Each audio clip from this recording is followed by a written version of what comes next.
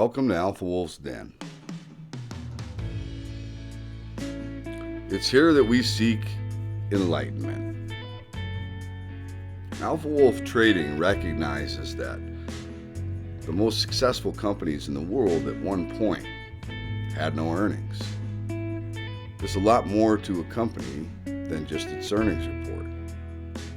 That's why here at Alpha Wolf's Den, we interview executive teams.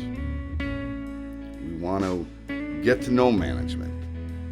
We want to understand the vision, the mission, the strategic drivers, the plan. We want to separate fact from fluff. This is not a paid for promotion interview.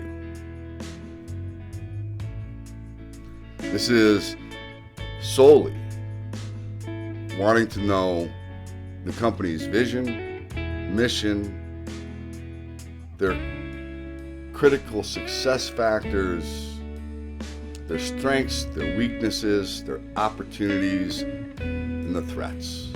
We want to know the long-term objective and the tactical initiatives that leadership plans to implement to achieve success. We want to know about the company's debt, the cap structure, what it's going to take for them to become self-sustaining and stop burning through cash. We want to know management's previous failures, challenges, hurdles, how they overcame them, or what they learned that they can apply in their current role. We're trying to identify the risk and the reward. And oftentimes, it's strong leadership that makes the difference between success and failure. Here at Alpha Wolf Trading, we are looking for the hidden gems. And I hope you enjoy this interview because this is one of those companies that I think could be a hidden gem. Please understand that this is for educational and entertainment purposes only. This is not financial advice, and I am not a financial advisor. Hey everybody, Tim from Alpha Wolf Trading coming at you with another CEO interview. And this is a fairly recent company for me that I came across, and I was, I think there is a tremendous need for this product, this technology. I think the opportunity is great. I think anytime for security and safety and protecting people and, potentially avoiding loss of life, there isn't really anything bigger than that, right? And I've got the opportunity to interview the CEO of Patriot One Technologies that has a very innovative and more efficient way of monitoring people that are going into big events like concerts and sporting events and high volume casinos and things of that nature in a very efficient and almost not I don't want to say I don't know, I guess, well, you'll understand when we get to it. The marketing or the product itself it's not so it doesn't look like you're walking into a prison, right? I mean, it looks like just walking into any place, and actually you could have marketing materials that are around this thing. So there are a lot of opportunities there. Peter Evans is the CEO and recent CEO because the former leadership wasn't exactly on par, and Peter has turned a couple of companies around before you. This isn't his first rodeo, so but I'll let him share that with you. Peter, thanks for coming in. Why don't you give us a little background on you and specifically why you chose Patriot One to, turn around. Oh, thanks, Tim. It was great, our first conversation, you and I, and thank you for interviewing me today and asking me to be part of your group here. A little bit about me, just 30 seconds on me. I've been in the high tech world for about 30 odd years. And, I started as a network architect, an engineer, worked my way through product management and development and marketing and sales and you name it. Any role in a company there has been in the high tech world, I've pretty well done it and had leadership roles on it. I've worked for very large companies. At one time, I was the chief marketing officer of Dell and, chief technology officer for cybersecurity for IBM. And I've worked for very small startups too. Personally, I like the startup space. I like the pace. I like the innovative spirit. And I'm a guy who a lot of my friends say is monumentally impatient about outcomes, which is why a startup world works much better for me. This is my fourth CEO role. Two of those were turnarounds, and both of those had very successful trajectories and were acquired for a nice outcome for all of the stakeholders. One of them, not so good, private equity environment, and it was just not the right environment for me. They were looking to squeeze the blood out of a stone and not right. What attracted me to Patriot One, and we'll talk about that, and let's talk a bit about what Patriot One does after. I was thinking about my next gig, and I had 3 offers in about a 36-hour period, mostly from the network of people that I'd built up, my history and my career with. One was a multi-billion-dollar organization. Another one was a very interesting startup. But what really attracted me about Patriot One was it was really an unpolished gem. My predecessors, fine individuals.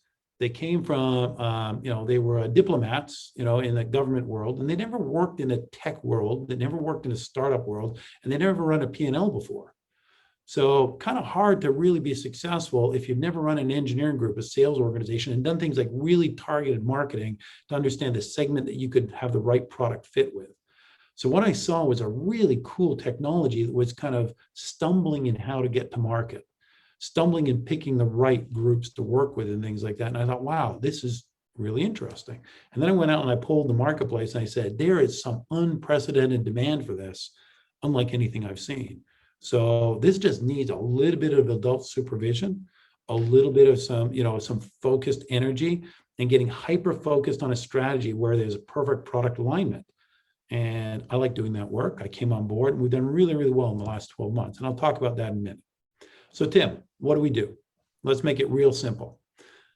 Tim, you, all your listeners, everyone who's been here has been to a sporting event, a concert, and you go through those walk-through metal detectors, and it's long, and it's invasive, and you stand in line for an hour. In Las Vegas last year for the Garth Brooks concert that happened in July, first big major opening of an event after COVID, people stood in line for 90 minutes in 110-degree weather in July to go into Allegiant Stadium to go see Garth Brooks after paying $400 or $500 for a ticket. It's not an experience any of us like. You take all the crap out of your pocket, and you put it in a bin, and you go through and you alert, you go back, and everyone behind you is getting angry. Very invasive, right? Those are metal detectors that were built 40 years ago for a different purpose, okay? Now imagine for a minute, technology from 40 years ago, okay? Let's say you and I wanted to do this video interview like this with technology from 40 years ago. We'd use a fax machine. Can you imagine trying to conduct this with a fax machine? It's laughable, right? It's completely laughable. Can you imagine if you were trying to communicate with all your investors, Tim, with a fax machine? It's just unfathomable. So why are we using 40-year-old technology to solve a new modern day problem where we're all walking around with these things in our pocket and earbuds and, key fobs and all these kinds of things, right? And we're trying to solve societal's expectations. I spent $1,000 to go see Harry Styles. I want to get into the stadium fast. I want to have a beer. These are multi-billion-dollar entertainment organizations like Allegiant Stadium. And yet we're inflicting upon people this 40-year-old metal detector. We build a weapons detector, very different, not metal, weapons, okay? And the world is looking for a different type of solution. What's happening today in society is you have got more access to guns, you've got more societal unrest, you've got more shooting incidents, these kinds of things, and people aren't tolerating that. So we build a weapons detector that can sit at the entrance of any venue, Allegiant Stadium, schools, hospitals, distribution centers, manufacturing centers, all these places where people are concerned about shootings. Unfortunate incidents like the shooting that happened at the FedEx location in Indianapolis last year, right, where 8 people were shot, or that happened at Mandalay Bay.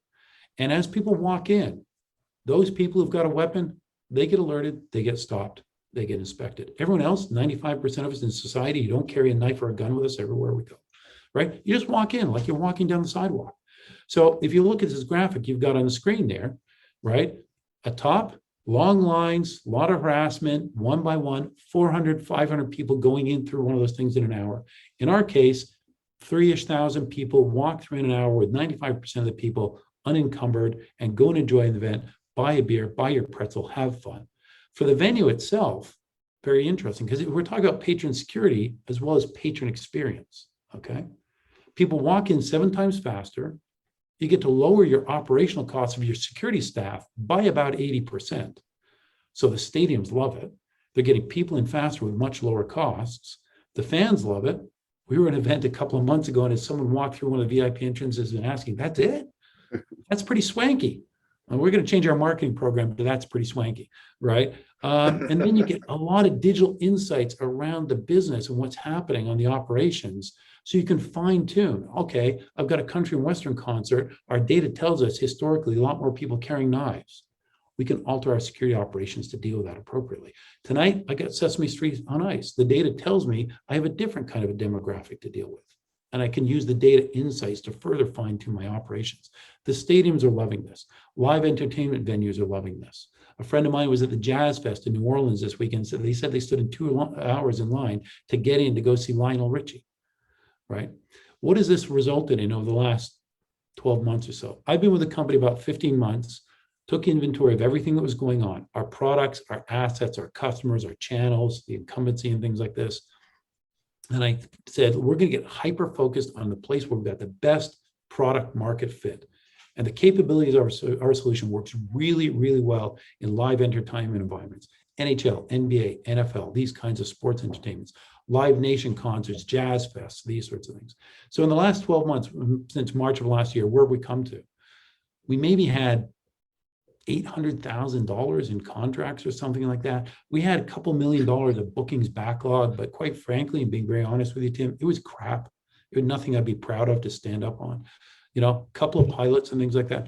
Fast forward to today, just this past week, we were at 2 major events all week long on behalf of one of the pro sports leagues as the final step in them approving us as the first technology approved by a pro sports league for any of the leagues ever at a league level, right? We've got a booking. We're like, gosh, I'm on the road almost every week, as is most of my team, because we've got back-to-back pilots that are going on with NHL teams, NFL teams. We're at certain draft parties, live entertainment venues and things like that, because the demand and the pull on us is so high right now. People have this problem they have to solve, and we are a unique way to solve that problem. Our unique capabilities, there are other technologies like us, but we detect knives, others don't. And as a consequence, we've seen the pilots grow to like 3 dozen or so. We got a booking backlog of probably about like 6-ish, 8-ish million now. We've got qualified pipeline, highly qualified. They've got budget, authority, decision makers, these sorts of things, about $42 million. That number is growing significantly every month. What do we do? So I talked about it briefly. There's really 3 iterations of our product. One, a couple of simple pillars. It's about 10 inches square, 4 foot tall, either side of a doorway. People just walk through, and it will alert and send an alarm if somebody actually has a weapon on them. We augment this because we believe in a multi-layered approach to security. We augment this by putting the same AI software on top of existing video cameras in a venue, right? As well as the cameras that are in the pillars themselves. And with that, I can see weapons at a distance. So if I have an unfortunate incident, like what happened at the King Superstore in Boulder, Colorado last year, right? Where someone pulled a gun out of the trunk of the car and walked to the store, right? We will see that before they get anywhere near the store, and we can affect software to alert and actually lock the doors and things like that. So think of schools. 87% of the people who go to a school for a mass shooting, they're carrying the gun in their hand as they're walking across the parking lot. We can see that, alert on that, stop that, right? We can also take that same technology and apply it in multiple places. Where we're going in the future, we will take that AI platform that all of this is built on, and we'll start thinking about the patron experience and patron safety that starts hundreds of miles away before you get to the stadium. As soon as you're online buying your ticket, I know who you are. This is Tim. He's been here before. Maybe I offer him an incentive to come to the VIP level, or maybe he's banned before and I don't allow him to buy a ticket. And as you start approaching the stadium, now I can see who you are. Maybe I can start saying things like, Tim's been banned. Let's alert on that. Tim's been here 10 times. He's had a fantastic experience. Let's redirect him to the stadium, to the VIP entrance. Let's look for, does Tim have a ticket? Has he been banned? Does he have a COVID card? Does he have a weapon? All at walking speed as you walk in the stadium. So you don't have to go stop for one line for COVID verification, stop for another line for your ticket, stop for another line to have your bag inspected, stop for another line to have your weapons. AI software has changed the world in the way that we communicate, the way that we buy things, the way that we do banking, the way that we do education, the way that we were able to interact with each other during the last 2 years of COVID shutdown. We're using that same intelligent software platform and machine learning capabilities to change the way that physical security is delivered in the patron experience. As a company, where are we going? Once we've laid on place that platform, that encompassing, we'll start layering on these additional layers of software value for these things like ticketing, for these things like banned patrons, for software that will enhance the security operations of an overall stadium or venue.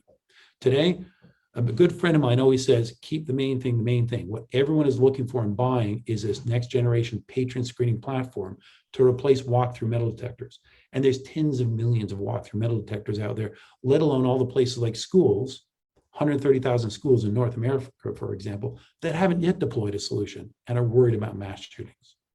We're also finding marketplaces like manufacturing and distribution facilities. You talk to any of those organizations, they will say that their patrons, the people who work on the shift work, are the demographics who carry weapons. And there's a fist fight that breaks out every week in every manufacturing facility, every distribution center. They've all told us this, and they're terrified that someone's going to bring a gun to work one day. So we can solve that problem unobtrusively and actually get people into the plant faster than if they were going to use something like a metal detector. So you get the maximum value out of the shift. As a company, we've had a history. We started about 5-6 years ago, innovation that came out of a university in Canada. And the company spent some time building that product, creating it into something that was manufacturable and productizable and things like that. Roll back just 2 charts there. There you go, the timeline chart. Which one? The one that's got the little dots going left to right. We'll talk a bit about that. Up, down, down. Yeah, there you go. Yep, got it. There you go.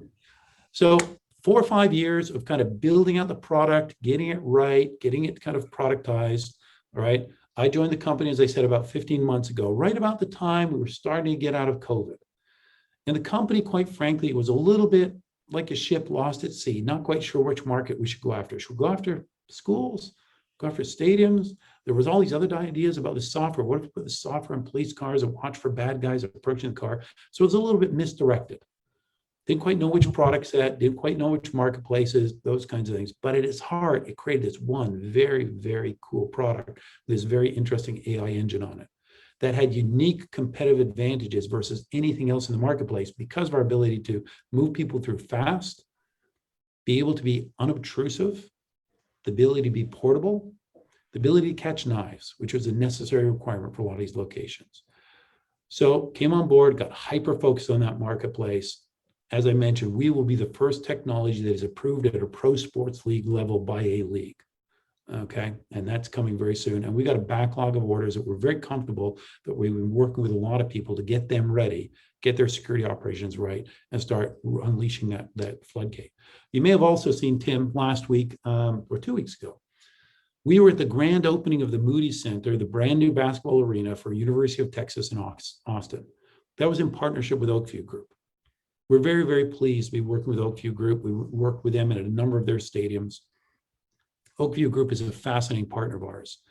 They acquired an organization last year called Spectra, right? Spectra does venue management services for about 330 stadiums. So we're very pleased by the fact that they chose us to be their selected technology partner for one of the crown jewels in their portfolio, the Moody Center. And the fact that they had us there showcased on opening night when all the press and all the media were there. That tells me we're on our way to some amazing things with an organization like Oak Group and the hundreds and hundreds of stadiums they have around the world. So I've been talking a lot, Tim. Questions you might have So, for me? I'm curious. That's the glaring thing for me, right? Especially now in this society where, everybody is concerned about their personal information. Yeah. Right. That's a big hot button in California and, elsewhere. How much, and everybody's just, I guess, in general paranoid that, somebody's watching them, but odds are, yeah, somebody is watching you. The bottom line is that's a big issue. So how, for those people that are concerned about their personal identity and, where they're at and what they buy, and maybe they don't want the whole world to know that, right? So how does that impact your product? Well, from a weapons detection point of view and keeping an environment safe, okay? As someone walks through our technology, we don't record any information that says this is Tim, okay? And he was carrying a knife, nothing like that. What we identify is a person walked through, that person is carrying a weapon, it sends an alert to a security staffer who then goes and addresses it with you. They come and approach you and say, excuse me, sir, our system is alerted, you've got a weapon, let's have a conversation. And they will go through secondary screening, whether it's a bag inspection or whatever, or they may, at that point, then ask you to take things out of your pocket and walk through again to ensure that what you have on you is not a weapon and they can see what's there. The systems may alert if there's just too much metal or clutter or other things, okay? So there's always gonna be some sort of alerts, okay? In terms of those scenarios where, say, I wanna use facial recognition for your ticketing, so I can say, Tim's got a ticket, Tim doesn't have a weapon, let him keep walking. Well, you have already pre-subscribed when you bought the ticket and uploaded your face. So you have allowed us to do that, or the stadiums to do that and things like that. For those folks who don't want to do that, right, there's always a secondary line that has the old paper ticket that you scan too. So people have a choice. So it's up to them whether they want to trade off their image. Right, so they sign off on, hey, I don't have a problem with you knowing that I'm coming into the stadium, right? But no data is collected otherwise that identifies a person without their prior consent. Okay. All right. So that killed the big thing right there, right? That was a possible negative right off the bat. All right. So the other thing that I think is interesting, and I probably should have looked for, I was looking for a really good image of what your system looks like as opposed to like the metal detectors, right? I mean, and you could kind of see right here. That's right. You've got some graphics that are wrapped around this column. I mean, you literally, you could walk through that and not even for a minute think that it was actually a security line that you were walking across, right? Exactly. So take somewhere like a casino. We've all been to the Bellagio or the Venetian or the MGM Grand. These are gorgeous, opulent places, marble floors, gold chandeliers and things like that. The last thing you want to do is put in place something that looks like a metal detector.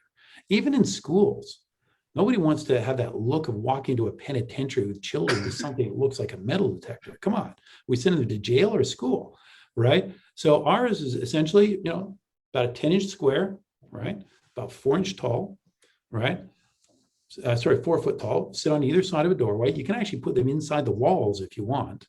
And the idea here is you can wrap it any way you want. So you want it to look like a piece of the furniture. You have a new restaurant that's opening up in the casino that you want to highlight. You could wrap it with for the restaurant, right? You could wrap it with teak to anything you want. You could wrap it with teak to make it look like nothing, put a plant on the top, or you could wrap it in advertising. Hey, we made the playoffs, come buy your tickets. Or advertise we've got some customers saying, I want to change the wrap on it once a month, right? To advertise the next Broadway show that's coming up, right? So it's that's what I'm saying.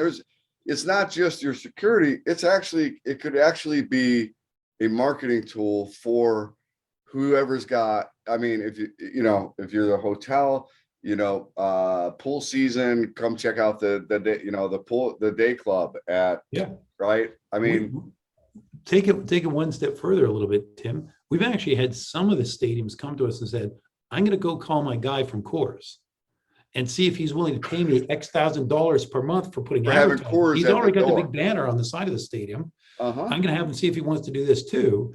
And they actually turn it into where security has historically been a cost center.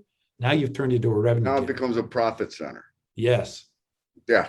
I mean, I saw that. That was one of the first things that when I looked at this thing, I thought, you're providing security, which is extremely important. You're making it more efficient for the stadium, but also for the goer, right? The patron. I mean, you're making it a more pleasant experience because you're not having to stand in line for an hour and a half in 110-degree weather, right? Yeah. So the customer experience is better. It's better for the host, and not only that, but you also provide potentially an additional way for them to make a profit off of their security. Yeah. I mean, I call that a triple W, a win, win, win. I'm going to give you a fourth W to add to it there, Tim. Okay. So we're at one stadium arena, indoor arena, 16,000 people. They called me about 3 weeks ago, and we've been telling them this, and the light bulb hadn't popped. And all of a sudden they called me up and said, can you check my math? Right? They had 42 walkthrough metal detectors. They have 2 to 3 events every week, about 85 security staff. Think of those staff being on staff for like 5-6 hours for the event. Whatever they make, $22 an hour or something like that. And they did the math. And their bill was going to be something like $1.6 million for the year for just the security staff, let alone the cost of the walkthrough metal detectors and the maintenance and hauling them in and out of the building and things like that. And they kind of realized they could address that full stadium's requirements with about 9 of our lanes versus the 42 walkthrough metal detectors, because people are getting through 7 times faster. Okay. Instead of 500 people an hour for 400 people an hour for walkthrough metal detector, they were getting about 3,000 people an hour because of their logistics and the way things were flowing, right? 7 times faster. So they didn't need as many. When they actually deployed and they looked at the security staff, now they needed for 9 lanes about 18, 20 security staff. And they sort of said to me, well, if I got my math right of our 1.6 million, I'm going to save somewhere between 800,000 and $1 million a year in staffing. And I said, yeah. And that's after you've already paid for us. Your savings are more, right? Oh, right. And by the way, and we did the math on that, all the patrons are getting in 54% faster. So instead of 40 minutes, they were now getting in like about 18 minutes or something like that, right? And then they started doing the math on the food and beverage sales. At every single event, they were selling about $20,000 more food and bev. And this is a company that has 180 events a year. It's a no-brainer. Right. It's a no-brainer. I mean, if you think about that, you as I said, you're making it more efficient. So what's the first thing that everybody does as soon as they get through that gate to an event, right? The first thing you do, maybe you go to the restroom, but the first thing is usually go to the bar and get a cocktail or a soft drink or whatever, and maybe something to eat, right? I mean, that's the first thing you do. So if you got more flow faster, they're getting in there and they're staying there longer, one would think that your revenues would go up in food and soft drinks and cocktails, right? Yeah. So Tim, I'm going to dial the conversation back just a little bit about where we started. Like, why did I come here? I'd done all this analysis and I was looking and I was checking. I went to a couple of stadiums. I checked it all out. I was trying to make a decision what I wanted to do next in my career, and I had these 3 offers. And I was looking at this and going, like, this is a really compelling win. It's a very unique technology that's got a high barrier to entry. This is complex physics we're working with, right? Kind of the physics, to be able to say this is a knife and not a cell phone, that's some complex physics. So high barrier to entry. It's not easy. And the company had cracked the code on that. But quite frankly, they had very, very poor go-to-market.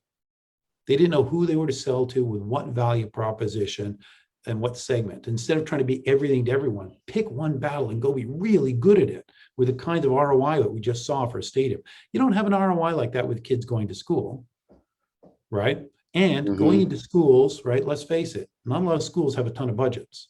I can understand why that would be why that would have been a big draw, because you know you're protecting people's children, and right. Exactly. I mean, I can understand, and there's a lot of schools, and there's a lot of school violence, and I can understand that. However, you're right, they weren't focused on prove the technology and prove it in the biggest way you can possibly do that.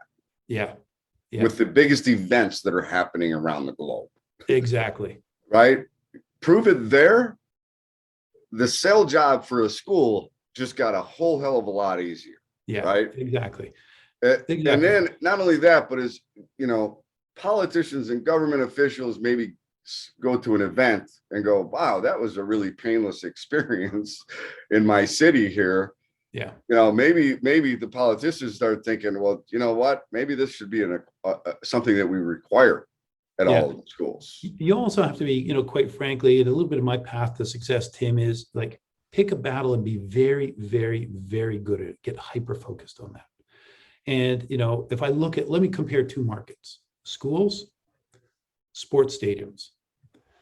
These guys already spending a lot of money, 1.6 million in this one gentleman's case, already have security staffing and budgets, easy channel to get to those guys, right? You know, have a need, an identified need, and our product perfectly fit. Schools, well, there's 130,000 of those in North America, no doubt about it. But they don't have budgets assigned for this. They got to go get it. They got to go through approval processes. There's about 8 different decision makers: school board, PTA, state, governors, things like that, right? So while it's a highly appealing marketplace, it's got a lot more, you know, hurdles you got to jump through. It's tough. It's just spread out. So go win here. And then as you build momentum, you start moving to the adjacent markets, and the adjacent markets. They call you. They start calling you. You're not calling them. They're calling you, right? That's exactly right. And if you think about it, you know, for a sporting event or a concert or whatever, if you think about it, how much is Anheuser-Busch going to want to pay to have, you know, Bud on every column? Is it, you know, I mean, you could literally, you could pay for the, you could make money off of installing this system. Yeah. If you're smart, you could really this could become like a beautiful, just revenue generating. The more columns you have, you know, who wants to be on there? Bud or Coors, or I mean, who, you know, you start to get some really interesting creative ideas.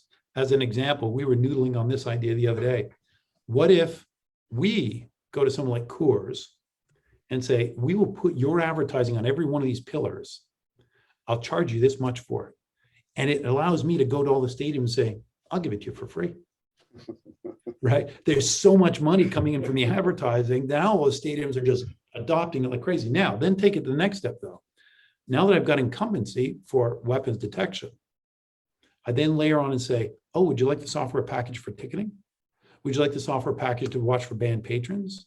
Would you like the software package that optimizes the flow because you've got a commission, a food line over here, right? That's 20 minutes wait, and one that's over here, 2 minutes wait. I'll use all the data to optimize to make sure that people are getting redirected correctly. Oh, would you like that software package? So I've got the incumbency paid for by somebody else, and I'm making a lot of profit. And now I'm layering all the software value on, which is a SaaS model, which is recurring revenue that occurs over and over and over and over again. Which happens to be, see now, Peter, you're hitting a soft spot with me, right? Yeah. That just happens to be one of my favorite business models. Software as a service, recurring revenue, right? This very predictable income, very no lumpy. We had to do a big deal in order this quarter, and now it's going to screw up our next quarter. None of that, right? Just very predictable, typically very high margin, right? Yeah. So exactly. So Tim, I came from a SaaS AI software world, all built around cybersecurity. I was in cybersecurity for a long time after being with, data center companies and telecom, and things like that. And I love SaaS. It's the gift that keeps on giving. And even with our core product, with the hardware pillars and the software that goes on it, 75% of our customers today are buying it as a subscription SaaS model, because what they're doing is they're paying for it with the savings that they've already got built into their budgets for paying for security staff. So you think of it, it's kind of the same digital transformation we've seen from every other industry. Think of online retail, right? Brick and mortar, labor-based, not very scalable, not very profitable. All of a sudden along comes Amazon and reinvents the thing. So it's highly scalable. It's not labor-based, it's software-driven, right? And it's that SaaS model that keeps on giving. Same idea with physical security, with what we've done with the digital transformation technologies here. So let me ask you a question. How long, I mean, everything always sounds wonderful, right? But Yeah. how long, I mean, how long has this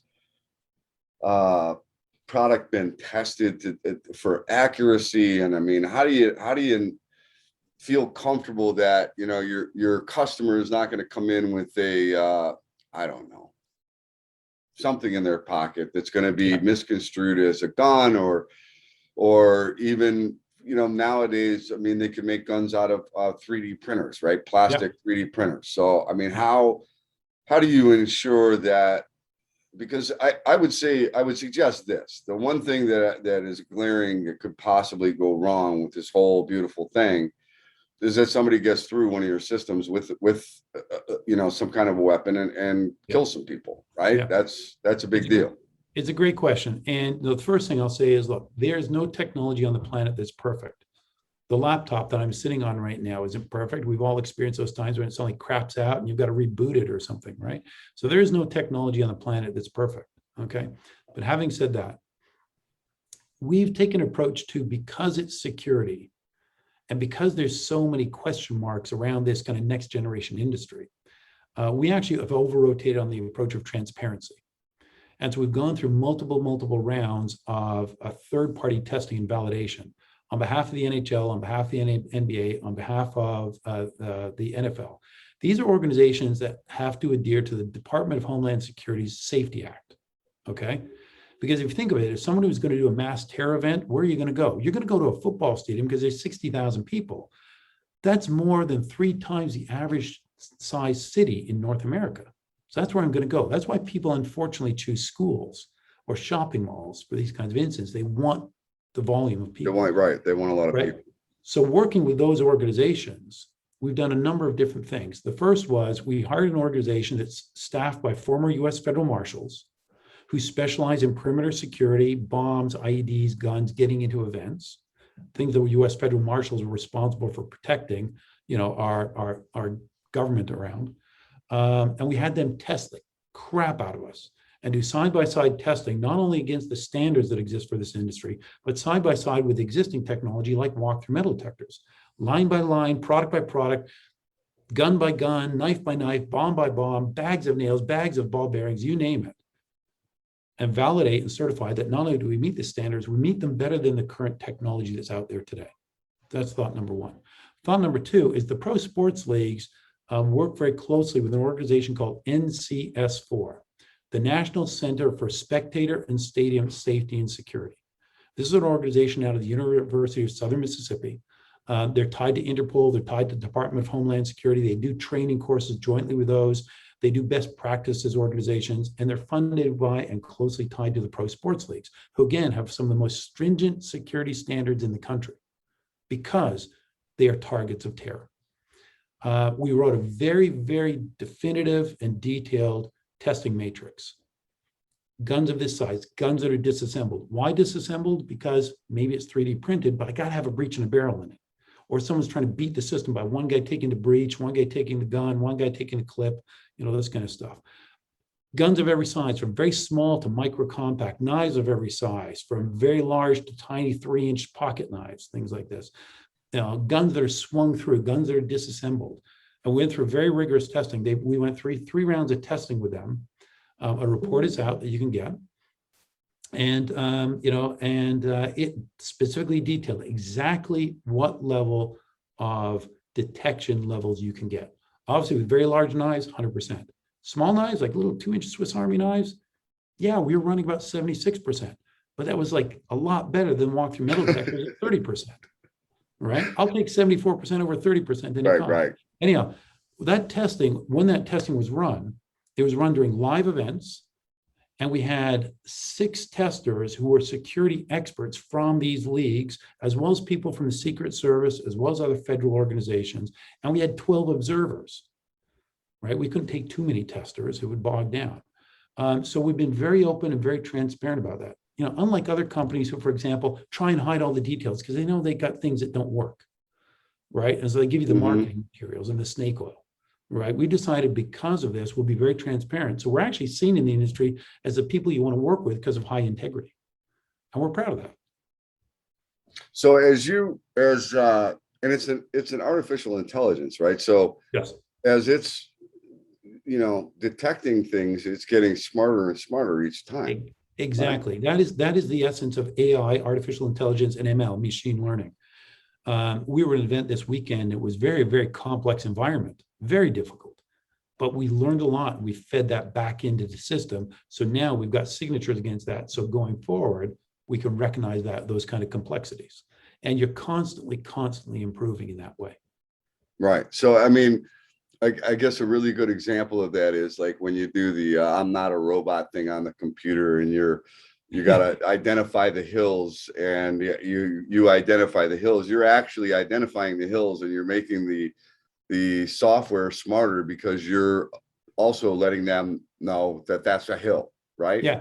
I'll give you a simple example. Over this past weekend, we ran into a gun that we didn't detect at this one event.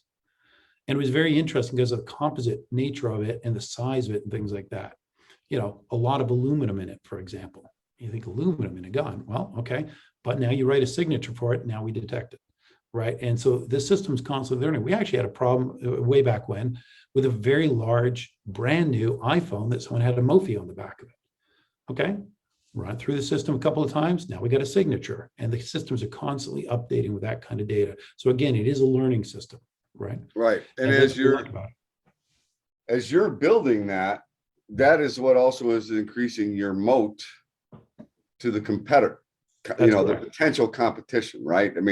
That's correct. The more events that you start to do at more stadiums and casinos and all of these different venues, you're just collecting that data, which is making your AI smarter, which makes it more difficult for anybody to catch up. That's correct. That's absolutely correct. And it's one of the things I think, again, is a unique differentiator for us. And again, Tim, I've worked in this industry a long time. I'm kind of disappointed, to be quite honest, with the tech industry, because everyone talks about AI, right? We're with AI. I'm expecting to go to my grocery store one of these days and buy a box of bran flakes, and it says now with AI, right? Everyone uses it in every marketing way they can.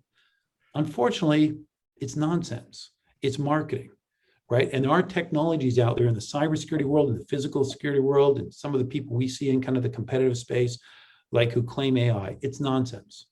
We've gone and actually went out and acquired two very, very good AI organizations. One of them has actually been contracted by the Department of Defense on the Department of Defense behalf because of the quality of the AI to use that for object detection, recognition, and categorization, the same way we do it for weapons on the bottom of F-16 airplanes and drones as part of the war efforts, right? And when you've got the Department of Defense qualifying the quality of your AI, that it truly is that machine learning, you go far beyond the marketing BS that you see from a lot of these other companies. So my cautionary note to all your investors is don't get bamboozled by AI, do the digging in, as you're kind of alluding to, Tim, here, and the kind of work you've done in this analysis on us. So, if anybody doesn't get this, like by now, and they're probably not going to get it. I don't know what else to say, but I think the opportunities, just out of curiosity, just the sporting event market, and maybe the casinos too. Throw those two in. Yeah. What's the size of that total addressable market? Yeah, the total addressable market globally for all the markets that we would chase after, manufacturing, distribution, schools, embassies, sporting events, all that, it's about $135-ish billion market, okay? When I narrow it down to the place that I'm playing, and like you've heard me say it a couple of times, I'm very hyper-focused on do one thing extremely well. Mm-hmm. Be the dominant player, be the 70% player in one marketplace.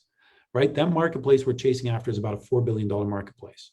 And my objective is to be the dominant player. I'd rather be the 70% player in a $4 billion market than the 2% player in a $130 billion. Because you get to the 130 eventually. As you said earlier, when you win with the big boys, that will help you get into those adjacencies much faster. So we're Right. focusing very, very tightly on being the dominant player in that $4.6 billion market. Okay. All right. So let's just kind of do a recap here real quick. So we've got a less invasive looking system that is much more efficient and allows about a 7 times more efficient entrance rate than the traditional metal detector. Right. More accurate than metal because, I mean, they're, like I said, are guns that can be made out of 3D printer plastic, right? But Correct. you can still identify those shapes with your AI. Is it thermal? I mean, it's really a little bit more of, yeah, when it comes to 3D printed guns, the way we look at it is this way. If you want to fire a gun more than once, the explosive impact of the heat from firing the first bullet will deform the gun so it's unusable. So you're always going to have some sort of hardened steel breech and barrel. And that's what we can hone in on.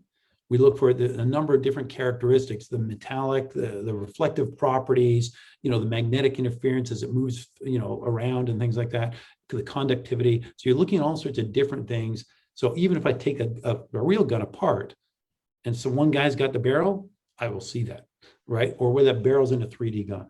I kind of look at the summary this way, Tim, if I could kind of capture it this way. We're in a marketplace that's demanding a solution at a time when society has got a high degree of unrest, more mass shootings every day. People are looking for an answer.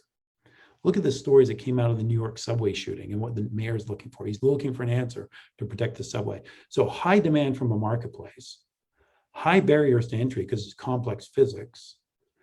We've got a unique differentiator and competitive advantage as proven by third parties like NCS4, right? When you look at their reports, it's a SaaS model, so it's the gift that keeps on giving, right? So, what's not to like? Big market, competitively differentiated, pretty well few or no competitors, right? High barrier to entry, proven technology by third parties, and a moat, high demand. Because you're one of the first to market, right? So That's you right. got a good head start. And what could be more important than protecting people's lives? You save one person's life. Yeah, that's kind of a big deal, right? that is. Well, and I look at it this way. It's two things. Historically, safety has always been kind of headbutting with experience. The more layers of safety I put in, the more the experience go down, the longer lines. Heck, look at your laptop. This is a unusual circumstance. You're increasing your safety and enhancing the customer experience. Exactly. You got it. That's it. Instead of these things butting heads, they're now like this. Patrons are happy. Safety's up. Oh, and my operational costs are down. Oh yeah, and I can also advertise some stuff. So that's yeah. I can make money. Right. It's to right. Your point. To prove your point, Tim, it's 4 W's. That's what I'm saying. I mean, if you don't get it, I don't know what else I could possibly do to help you get it, because I think it's pretty self-evident. But let's take a look at, and this is where there might be some people that are involved or have been involved in the stock, and that's not a pretty picture. I'm not gonna lie. If you've been in this thing since 2019, you're not a big fan of the company, right? Yeah. But how long ago did you take over? About 15 months ago. And again, what I would say, that's not a pretty picture. It isn't. But look at a couple of things. The stock had a great story, but didn't have a product, didn't have leadership. And just about the time the product started to get ready for the marketplace, this thing called COVID hit.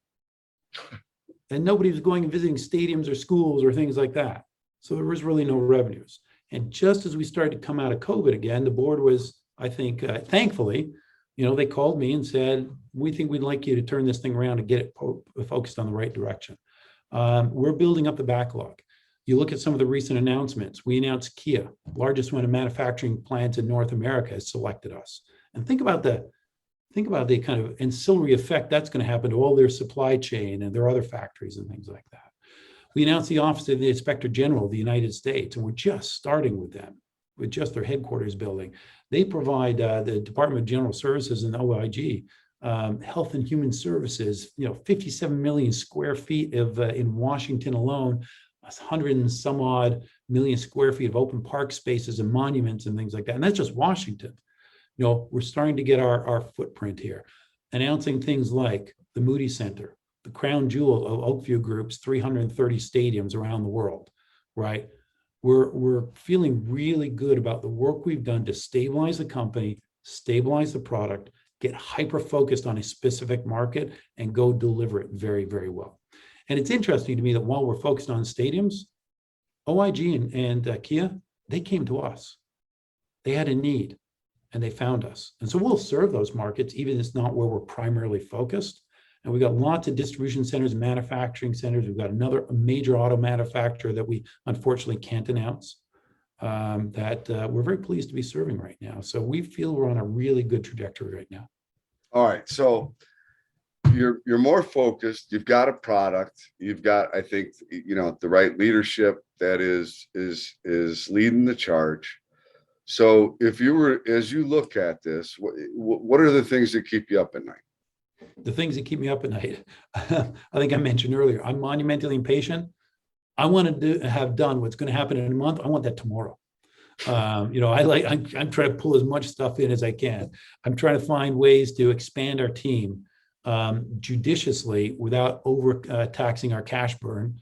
And so finding that kind of put the foot on the gas and the foot on the brake at the same time, make sure we're managing our costs. We've cut operational costs by about almost a third since I came on board, and we're actually getting much higher efficiencies and much better, placement in the marketplace. So, I worry about those sorts of things a lot. I worry about some strategic decisions. We're doing very, very well with this product. And as a friend of mine says, keep the main thing. I mentioned that earlier. But we're getting demand for some of these other ancillary functions on top of the product. So, what do I do about accelerating some of that other demand for those other products while trying to keep the main thing, the main focus? Right now, the other thing I think is there's just a lot of demand. We've got a lot of demand. And how do I serve that demand in the correct way in terms of installation, in terms of site surveys, because it's not just a drop on the ground. You always want to make sure you survey the site and make sure you deploy it correctly. And so scaling the business in a judicious manner to address the demand without overtaxing the operations. Those are the things that are keeping me up at night. So these are execution things.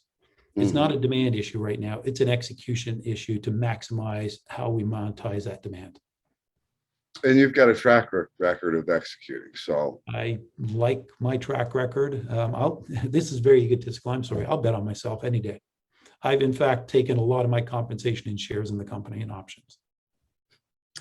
So let's talk about the cap structure of the company right now. That was it. That was, and I think you and I, when we first talked, that's always a concern to me, right? Bloated share count is that spiral financing. I mean, there were some financing decisions made prior to your coming on board that put the company not in exactly the best position, right? So that's something that you have to deal with and are dealing with, right? But so where are we at right now in terms of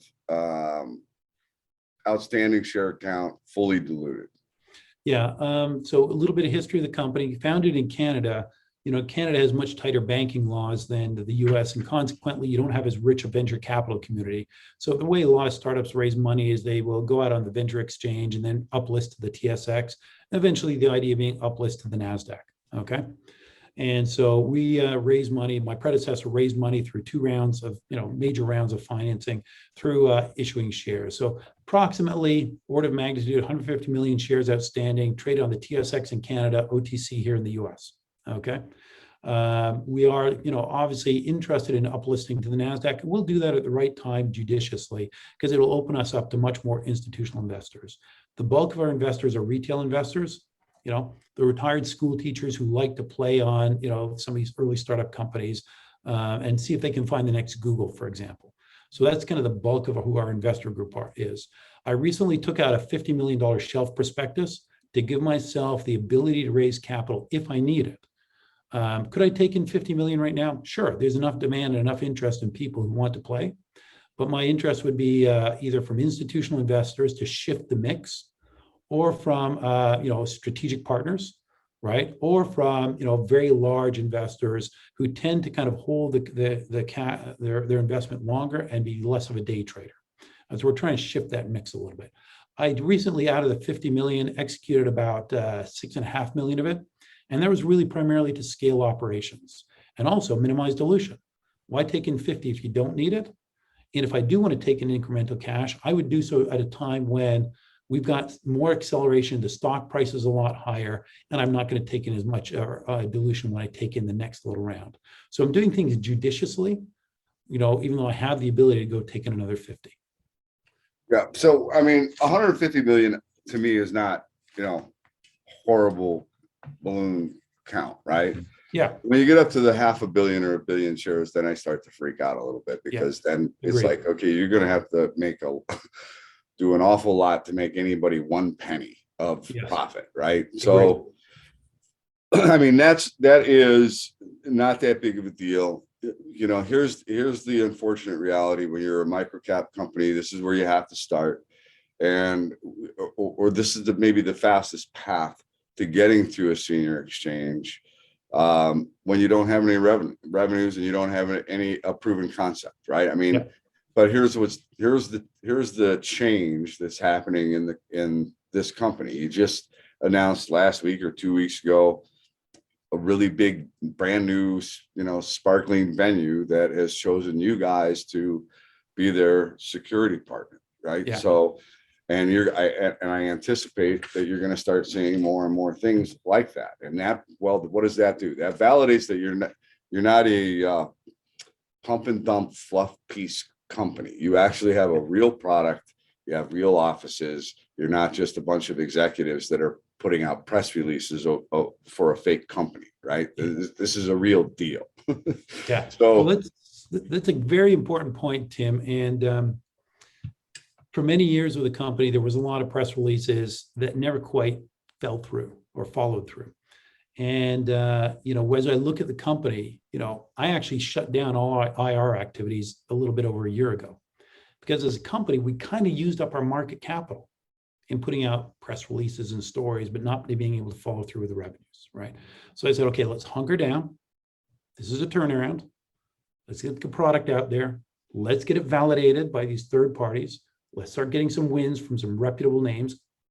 The Office of Inspector General, I can't think of a more reputable name on the planet, right?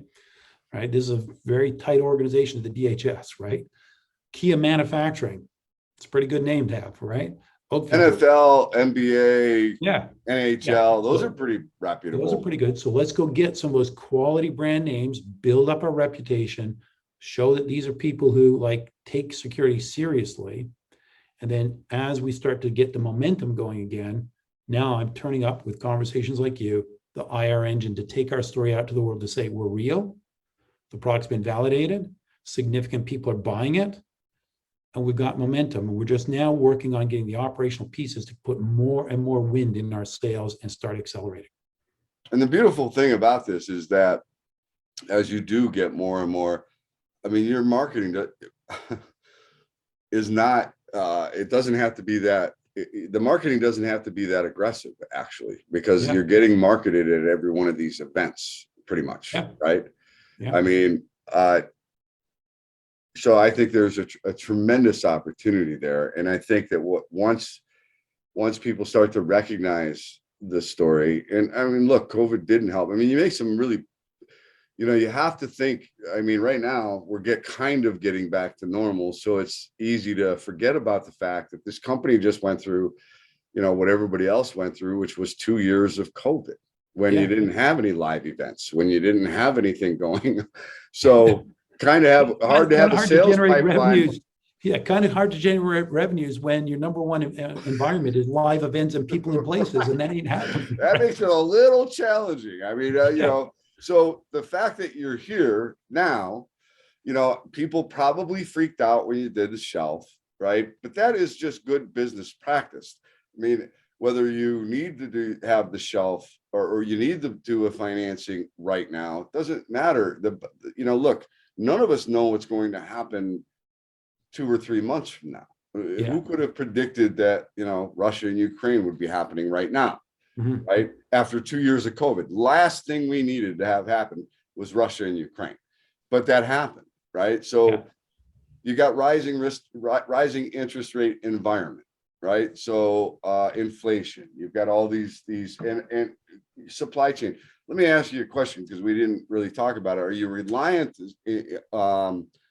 from a supply chain standpoint of a foreign entity to get your product? Like everyone on the planet, there are certain elements of our product that do come from offshore facilities, right? Right. The good news is we saw this happening quite a ways back. And we've done a lot of work to kind of secure our supply chains. We've got high predictability in when products will be coming on board and when we'll have them manufactured. So we've got a really good visibility as to our manufacturing build. So far, even with kind of the higher demand, accelerating demand we're seeing, we're able to stay ahead of the supply chain curve questions. If all of a sudden my demand tripled tomorrow, yeah, I'm going to have some supply chain delivery issues that I'm going to have to navigate my way through. But we're talking about like a quarter to maybe 2 quarters. We're not talking about a year-long delay. Okay. All right. So, I mean, and the way I look at it, there's good things and bad things that, there's bad things, good things happen from bad things happening, right? Because Right. what it does is it shines a spotlight on the need to maybe, diversify your supply chain and where you're getting products from, right? If you're a CEO of a company now, and you have not done a hard look at your supply chain to diversify so that you're not dependent upon one, foreign company to get all your products. You got an $80,000 truck sitting in a parking lot that's waiting on a $150 chip that you can't sell. Yeah. You might want to reevaluate your supply chain, all right, and maybe have a backup here in the United States. That probably wouldn't be a terrible idea, right? Yeah. So I think that, things like that are occurring and making companies more efficient, right? Yeah, we're definitely doing very, very similar things. I mean, we kind of diversified our supply chain so we weren't, beholden or at risk of a single vendor or a single threaded kind of solution. Similarly with our subcontract manufacturers, we've diversified that to 2 and potentially 3, as well as 3 different industrial design organizations that we work with. So you've got to diversify. You look at people both Canada, United States, and offshore. So I'm giving myself the ultimate kind of security and risk protection against kind of unpredictable events like a war, right? Right. Or for example, what was it? 2 weeks ago, there was an outbreak of COVID in China, and they shut down the whole city of Shanghai. Whole city. Yeah, Right. 25 million people. So you've got to have this diversification in those supply sources and those subcontract manufacturers in order to kind of mitigate against those kind of unpredictable conditions. So you have the shelf, it's out there. In case something unexpected happens, you're not in a position where you're forced to go out and try and raise capital. You have something in place that is like almost like an insurance policy. That's right. That's right. So it doesn't mean you have to use it. It's there. Yeah. We will primarily dip into the shelf. Like we put it in place in expectation of growth, not in expectation of any other issues. As an example, let's say that, one of the pro leagues, okay, suddenly says, you're approved. And all of a sudden 32 teams come to us and say, I need to put this in place in the off season. Right. Think about that. That's a heck of a great problem to have, but that's a heck of a problem. Okay. Right. With that kind of demand, I can easily then go dip into that shelf and say, okay, I need to take in 5 million. I need to double my manufacturing. I need to double my techs. I need to accelerate some of my systems integration partners who assist us in deployment at scale, right? And so I can leverage the shelf for growth, right? And that's the reason for putting it in place. And if anybody that has ever run a business, they understand that growth consumes capital. That's right. Growth consumes capital, and that's just part of the deal. And if you and that's a good problem to have, right? It's the financing deals that the way they're put together that can be painful, right?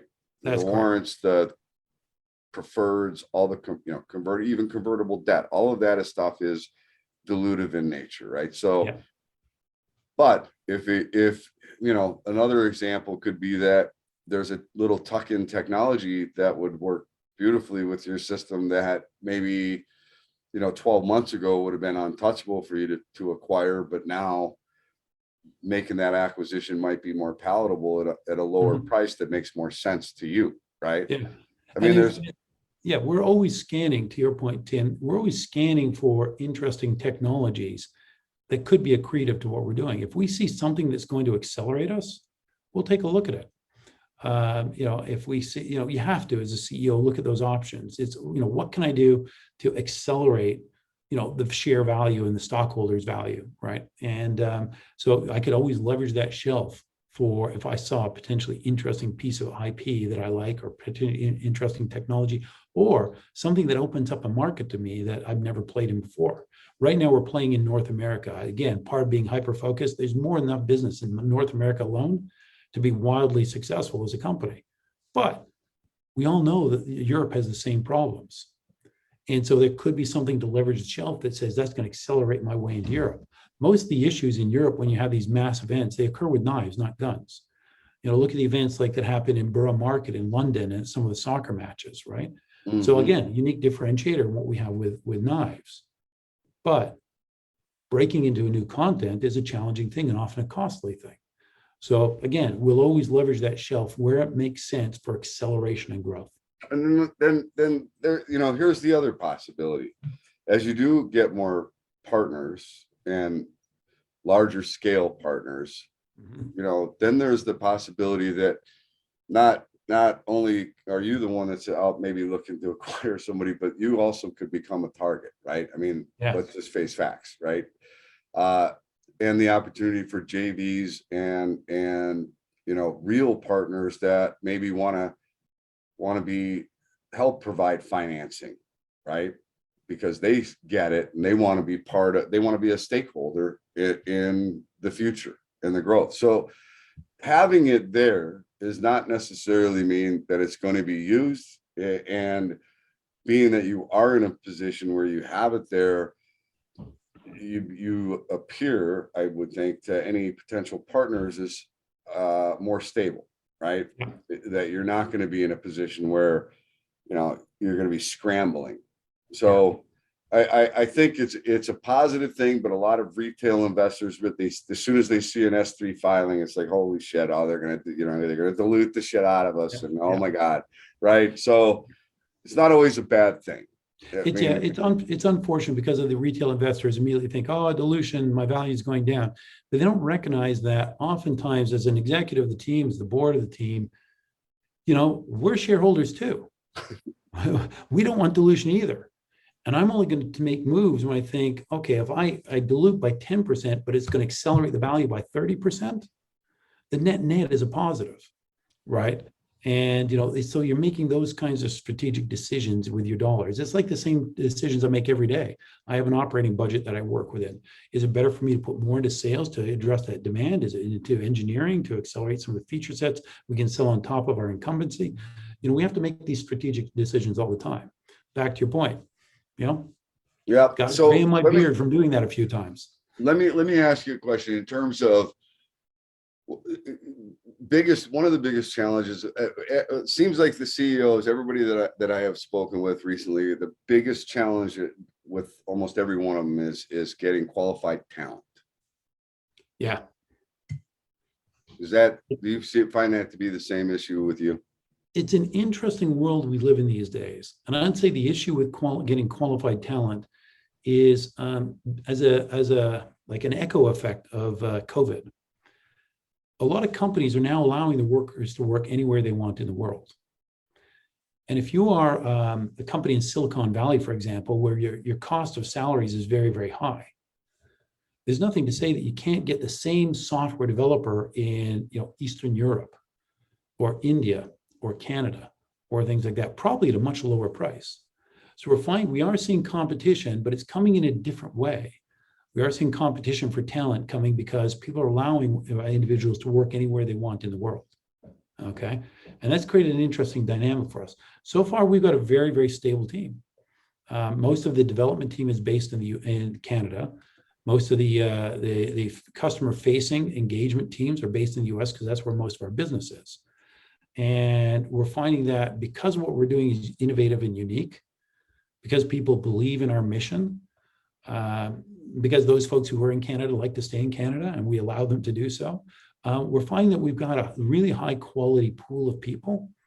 And so we haven't really had as much issues with sort of staff turnover and things like that. Now, in terms of gathering qualified people, I'd say that's primarily a result of the fact that we're picky, right? I want to make sure I'm getting all A players. And I'd rather have 3 A players than 12 B players, right? Because being a little selfish, it takes more time for me to manage 12 B players. And I like to be out on the road with customers and making a difference and partners and strategic innovation and conversations like yourself. So I'd rather have 3 A players. So the issue with hiring talent for us has not been one of finding the talent, but more a reflection of our pickiness on finding the right talent. So I'm gonna ask you another question, and this is one that I like to ask because in my head, if you really want to have your employees love the company, it shouldn't be just the top brass, the guys at the top that have stock options or participation in the future of the company and its success, right? Yeah. The team, the whole team, and I mean, I'm that down to the guy that cleans the toilets, right? Yeah. They're all part of the team and should all have the opportunity to participate in the company's success. 100% of the employees in the company have shares, have options in the company, 100% of the company. And in fact, we just went through another round because the stock was a little bit lower. So we said, let's take advantage of the fact that the stock's a little bit lower. Let's go touch everyone once again, because people have worked very hard in this last 12 months. We got our vision, we got our strategy, we got hyper-focused. I think, as I mentioned a couple of times, the team rallied around it, and they have been just rocking and rolling, working very hard to get us at the position we are with these pro leagues.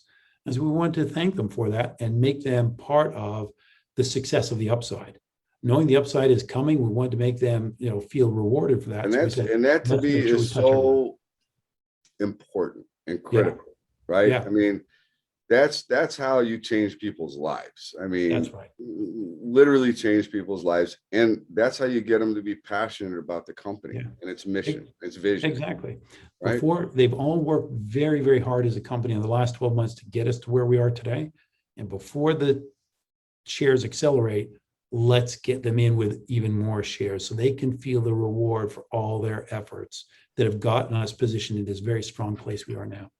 See, Peter, this is the kind of leadership that I love to see, right? So I think this is a fascinating story. I want everybody to understand that I am not telling anyone to buy the stock. I am not a financial advisor. It's not what I do. I look for good companies with compelling stories. I try to get, a really clear, concise picture for people, present that picture, and you decide yourself, right? There's more due diligence to be done. But look, what I do suggest is you put this thing on your watch list. You take PTOTF and you put it on your watch list. You sign up for the email alerts that are above my head. And anytime they put out a press release or an SEC filing, you can get it sent directly to your email.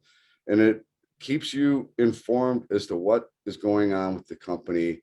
And the only thing you really need to ask yourself is, are they doing what they said they were going to do? Yeah. Right? If they are executing, then that eventually, if you're executing and you know what the vision is and you know what the strategy is, and they're executing, at some point that is going to reflect in the stock. That will happen, right? Right now we are in a very tough market because there is a lot of uncertainty. Russia, Ukraine, COVID, all this stuff. But keep in mind that this company just went through 2 years of COVID and has, in my opinion, righted the ship, has a very clear vision, very focused approach, incredibly compelling product, and a massive addressable market. So those are things that I think you want to focus on. And, right now, from a technical standpoint, I'm sorry, Peter, but I have to do this. The stock is in a very interesting area. It's actually sitting right above its 200-day moving average. It's actually looking like it's going to come down and test that area, which is actually held as support right around 30, we'll call it 38, 35 cents. And that support is actually goes way back here. And you can see where there's just a lot of support where the price comes down, it touches this area, and it seems to hold. You're right, kind of at that area. Again, you've got the 200-day moving average there. If it were to crack there, could it go back down and test the recent low here of, what is that? 26 cents? That's possible, right? But I guess the way I would view it is, if I took a starter position here, and it went down to 26 cents, and I had an idea of how many shares I want to own, that would be my add spot. That wouldn't be the spot where I am selling, right?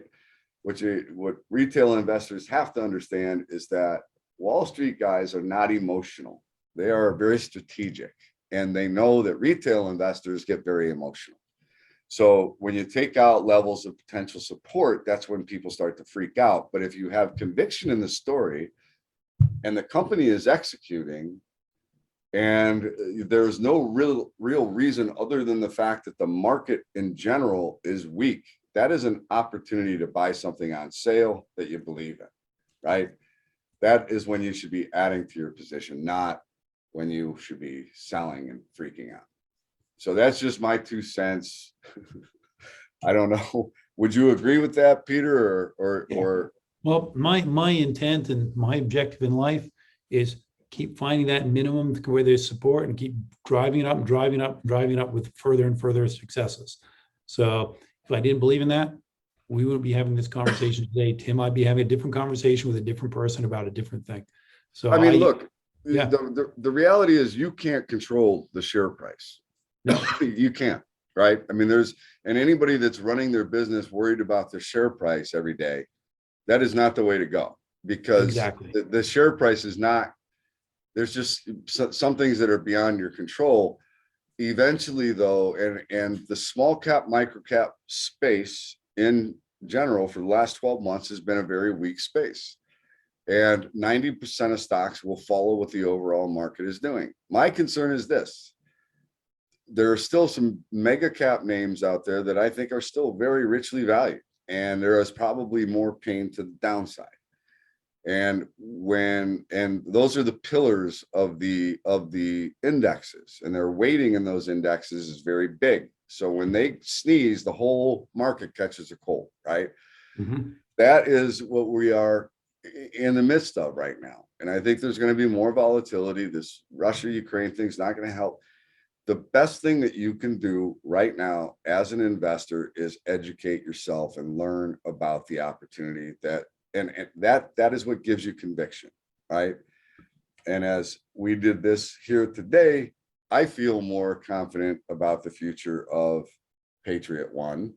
And I'm hoping, Peter, that as more news events or more announcements come out that continue to validate the product and the strategy, I can get you back on and we can do a little follow-up as to what's happening over there at Patriot One. Yeah, I absolutely would love to do follow-ups, Tim. And of course, when I'm in your neck of the woods, I'd definitely love to invite you to come out and see the technology. And we'll host a little demo day with you and others. And let's please do continue once a quarter. Let's spend some time and have a discussion and update on what the latest is in terms of our execution. Perfect. Peter, thank you so much for coming in. Is there anything that you feel as though I missed that you want to highlight? I think we covered a lot of ground, to be quite honest, Tim. I can't think of anything off the top of my head right now. This has been very, very thorough. All right. All I could say is, let's keep doing this. We're sitting in a good place. I'm feeling very comfortable these days and very, very happy. All right, perfect. Thank you so much for coming in. I'm gonna stop the recording on this. Hold on for 1 second. Hey there, all you stock market junkies. Thanks for tuning in to yet another CEO interview here at Alpha Wolf Trading. Today we had Patriot One Technologies, ticker symbol PTOTF, CEO Peter Evans. I hope you enjoyed today's interview, and if you did, do us a favor, give us a like. Why not give us a share? And while you're at it, how about giving us a follow? Till next time, stay safe. Alpha Wolf Trading wishes you the very best of success.